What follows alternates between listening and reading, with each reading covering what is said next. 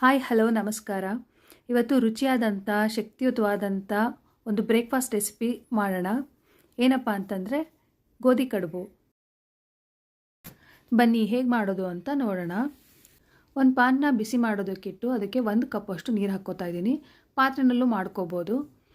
ನೀರು ಕುದಿಯುವಾಗ 1 ಕಪ್ಪಷ್ಟು ಅಕ್ಕಿ ಹಿಟ್ಟು ಹಾಕ್ಕೊಂಡು ಮಿಕ್ಸ್ ಮಾಡ್ಕೋತಾ ಇದ್ದೀನಿ. ಇದು ತುಂಬ ಬೇಯಿಸೋದೇನು ಬೇಡ, ಜಸ್ಟ್ ಮಿಕ್ಸ್ ಆದರೆ ಸಾಕು. ಈ ಗೋಧಿ ಕಡುಬು ಮತ್ತು ಮೆಂತ್ಯ ಚಟ್ನಿನ ಬಾಣಂತಿಯರಿಗೆ ಕೊಡ್ತಾರೆ. ಮಿಕ್ಸ್ ಮಾಡ್ಕೊಂಡು ಆಗಿದೆ. ಇವಾಗ ಇದನ್ನು ಒಂದು ಪ್ಲೇಟ್ಗೆ ಟ್ರಾನ್ಸ್ಫರ್ ಮಾಡಿಕೊಂಡು ಸ್ವಲ್ಪ ಹೊತ್ತು ತಣ್ಣಗಾಗೋದಕ್ಕೆ ಬಿಡೋಣ. ಇದು ಸ್ವಲ್ಪ ತಣ್ಣಗಾಗಿದೆ. ಇದಕ್ಕೆ ಇವಾಗ 2 ಕಪ್ಪಷ್ಟು ಗೋಧಿ ಹಿಟ್ಟು ಸೇರಿಸ್ಕೊಳ್ಳೋಣ.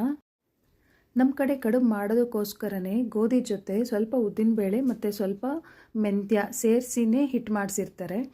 ಆ ಹಿಟ್ಟು ನಾನು ಯೂಸ್ ಮಾಡ್ತಾಯಿದ್ದೀನಿ. ನಿಮಗೆ ಅದು ಗೊತ್ತಿಲ್ಲ ಅಂತಂದರೆ ಗೋಧಿ ಹಿಟ್ಟನ್ನೇ ಯೂಸ್ ಮಾಡ್ಕೋಬೋದು. ಇವಾಗ ಆ ಹಿಟ್ಟು ಜೊತೆ 1 ಟೇಬಲ್ ಸ್ಪೂನಷ್ಟು ಎಣ್ಣೆ ಮತ್ತು ಸ್ವಲ್ಪ ಉಪ್ಪು ಹಾಕಿ ಕಲಿಸ್ಕೊತಾ ಇದ್ದೀನಿ. ಸ್ವಲ್ಪ ನೀರು ಹಾಕ್ಕೊಂಡು ಕಲಿಸ್ಕೋಬೇಕು. ಚಪಾತಿ ಹಿಟ್ಟಿನ ಅದಕ್ಕಿಂತ ಸ್ವಲ್ಪ ಗಟ್ಟಿಯಾಗೇ ಇರಲಿ. ಮೆತ್ತಗಾದರೆ ಅದು ಕಪ್ ಶೇಪ್ ಮಾಡೋದಕ್ಕಾಗಲ್ಲ.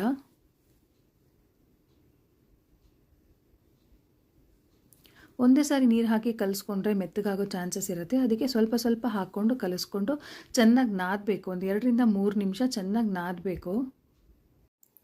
ಲಾಸ್ಟಲ್ಲಿ ಮೇಲೆ ಇನ್ನೊಂದು ಸ್ಪೂನ್ ಎಣ್ಣೆ ಹಾಕಿ ಚೆನ್ನಾಗಿ ನಾದ್ಬಿಟ್ಟು ಒಂದು 10 ರಿಂದ 15 ನಿಮಿಷ ನೆನೆಯೋದಕ್ಕೆ ಬಿಡೋಣ. ಈ ಹಿಟ್ಟು ನೆನೆಯೋ ಅಷ್ಟರಲ್ಲಿ ಮೆಂತ್ಯ ಚಟ್ನಿ ರೆಡಿ ಮಾಡ್ಕೊಂಬಿಡೋಣ. ಇವಾಗ ಒಂದು ಪಾನ್ನ ಬಿಸಿಗೆ ಇಟ್ಕೊಂಡು 1 ಟೇಬಲ್ ಸ್ಪೂನಷ್ಟು ಎಣ್ಣೆ ಹಾಕ್ಕೊತಾ ಇದ್ದೀನಿ. ಅದಕ್ಕೆ 1 ಟೇಬಲ್ ಸ್ಪೂನಷ್ಟು ಮೆಂತ್ಯ ಹಾಕ್ಕೊಂಡು ಸ್ವಲ್ಪ ರೆಡ್ ಆಗೋವರೆಗೂ ಹುರ್ಕೊಳ್ಳೋಣ. ನೋಡಿ ರೆಡ್ ಆಗ್ತಾ ಇದೆ. ಇವಾಗ ಇದಕ್ಕೆ ಬೆಳ್ಳುಳ್ಳಿ ಸೇರಿಸ್ಕೊಂಡು ಫ್ರೈ ಮಾಡ್ಕೊಳ್ಳೋಣ. ಈ ಮೆಂತ್ಯ ಬೆಳ್ಳುಳ್ಳಿ ಎಲ್ಲ ಹಾಲುಣಿಸೋ ತಾಯಂದಿರ ಆರೋಗ್ಯಕ್ಕೆ ತುಂಬ ಒಳ್ಳೆಯದಂತ ಹೇಳ್ತಾರೆ. ಇಂದಿನಿಂದನೂ ಇದನ್ನು ಹೆಚ್ಚಾಗಿ ಕೊಡ್ತಾರೆ ಬಾಣಂತಿಯರಿಗೆ. ಅದೊಂದು ಪದ್ಧತಿ ಇದೆ. ಇವಾಗ ಸ್ವಲ್ಪ ಕರಿಬೇವಿನ ಎಲೆ ಸೇರಿಸ್ಕೊಂಡು ಫ್ರೈ ಮಾಡ್ಕೊಳ್ಳೋಣ.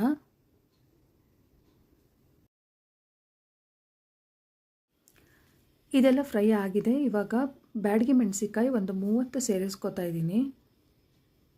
ಬ್ಯಾಡಗಿ ಮೆಣಸಿಕಾಯಿ ಖಾರ ಇರಲ್ಲ. ನೀವು ಗುಂಟೂರು ಮೆಣಸಿಕಾಯಿ ಆ ಥರ ಖಾರ ಬೇಕಂದರೆ ಅದು ಒಂದು 2 ಸೇರಿಸ್ಕೋಬೋದು. ಇದು ಸ್ವಲ್ಪ ಕ್ರಿಸ್ಪ್ ಆದರೆ ಸಾಕು. ಲೋ ಫ್ಲೇಮಲ್ಲಿ ಇಟ್ಕೊಂಡು ಸ್ವಲ್ಪ ಕ್ರಿಸ್ಪ್ ಆಗೋವರೆಗೂ ಫ್ರೈ ಮಾಡಿಕೊಂಡ್ರೆ ಸಾಕು. ಫ್ರೈ ಮಾಡಿದ್ದಾಗಿದೆ. ಇದನ್ನು ಮಿಕ್ಸರ್ ಜಾರ್ಗೆ ಟ್ರಾನ್ಸ್ಫರ್ ಮಾಡ್ಕೊಳ್ಳೋಣ. ಇವಾಗ ಇನ್ನೊಂದೆರಡು ಇಂಗ್ರೀಡಿಯೆಂಟ್ಸ್ ಇದೆ, ಅದನ್ನು ಸೇರಿಸ್ಕೊಂಬಿಡೋಣ. 1 ಸ್ಪೂನಷ್ಟು ಬೆಲ್ಲ, ರುಚಿಗೆ ತಕ್ಕಷ್ಟು ಉಪ್ಪು, 1 ನಿಂಬೆಹಣ್ಣು ಗಾತ್ರದಷ್ಟು ಹುಣಸೆಹಣ್ಣು ಮತ್ತು ಸ್ವಲ್ಪ ಕೊತ್ತಂಬರಿ ಸೊಪ್ಪು ಸೇರಿಸ್ಕೊಂಡು ಫೈನ್ ಪೇಸ್ಟ್ ಮಾಡ್ಕೋಬೇಕು. ನೋಡಿ ಮೆಂತ್ಯ ಚಟ್ನಿ ರೆಡಿಯಾಗಿದೆ. ಇದನ್ನು ಏರ್ ಟೈಟ್ ಕಂಟೈನರಲ್ಲಿ ಹಾಕಿ ಒಂದು 15 ದಿನ ಆರಾಮಾಗಿ ಫ್ರಿಜ್ಜಲ್ಲಿ ಇಟ್ಕೊಂಡು ತಿನ್ಬೋದು. ಈ ಚಟ್ನಿನ ಕಡುಬು ಜೊತೆಗೆ ಅಲ್ಲದೇ ಬಿಸಿ ಚಪಾತಿ ಜೊತೆ ಮತ್ತು ಬಿಸಿ ಅನ್ನ ತುಪ್ಪ ಜೊತೆಗೂ ತಿನ್ಬೋದು. ನೋಡಿ ಚಟ್ನಿ ರೆಡಿಯಾಗಿದೆ. ಇವಾಗ ಕಡುಬು ಮಾಡ್ಕೊಳ್ಳೋಣ. ಒಂದು 15 ನಿಮಿಷ ಆಗಿದೆ. ಹಿಟ್ಟು ಚೆನ್ನಾಗಿ ನೆಂದಿದೆ. ಇನ್ನೊಂದು ಸಾರಿ ನಾದಿ ಕಡುಬು ಮಾಡ್ಕೊಳ್ಳೋಣ.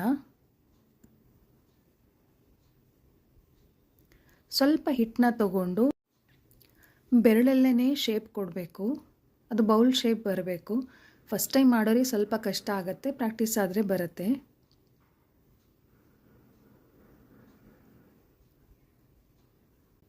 ನೋಡಿ ಈ ಥರ ಶೇಪ್ ಮಾಡ್ಕೋಬೇಕು. ನಾನಿಲ್ಲಿ ಒಂದು 5-6 ಈ ಥರ ಶೇಪ್ ಮಾಡ್ಕೊಂಬಿಟ್ಟು ಇಡ್ಲಿ ಕುಕ್ಕರಲ್ಲಿ ಸ್ಟೀಮಲ್ಲಿ ಬೇಯಿಸ್ಕೋಬೇಕು. ಈ ಸ್ಟೀಮ್ ಪ್ಲೇಟ್ಗೆ ಸ್ವಲ್ಪ ಎಣ್ಣೆ ಹಚ್ಕೊಂಡಿದ್ದೀನಿ. ಕಡುಬುಗಳನ್ನ ಅದರಲ್ಲಿ ಇಟ್ಬಿಟ್ಟು 20 ನಿಮಿಷ ಬೇಯಿಸ್ಕೋಬೇಕು. ಜಾಸ್ತಿ ಕ್ವಾಂಟಿಟಿನಲ್ಲಿ ಮಾಡಬೇಕಪ್ಪ ಅಂದರೆ ಇಡ್ಲಿ ಪ್ಲೇಟಲ್ಲಿ ಇಟ್ಟು ಬೇಯಿಸ್ಕೋಬೋದು. ನೋಡಿ 20 ಮಿನಿಟ್ಸ್ ಆಗಿದೆ. ಚೆನ್ನಾಗಿ ಬೆಂದಿದೆ. ಕಡುಬು ರೆಡಿಯಾಗಿದೆ. ಇದನ್ನು ಮೆಂತ್ಯ ಚಟ್ನಿ ಮತ್ತು ಬೆಲ್ಲಕ್ಕೆ ತುಪ್ಪ ಹಾಕ್ಕೊಂಡು ತಿಂದರೆ ಸೂಪರಾಗಿರುತ್ತೆ. ನೀವು ಟ್ರೈ ಮಾಡಿ ಹೇಗೆ ಬಂತು ಅಂತ ಹೇಳಿ. ಹೀಗೆ ಹೆಲ್ದಿ ರೆಸಿಪಿಗಳನ್ನ ಮಾಡ್ತಾ ಇರೋಣ, ತಿಂತಾ ಇರೋಣ, ಆರೋಗ್ಯವಾಗಿರೋಣ ಅಂತ ಹೇಳ್ತಾ ಇನ್ನೊಂದು ರೆಸಿಪಿಯೊಂದಿಗೆ ಮತ್ತೆ ಸಿಗ್ತೀನಿ.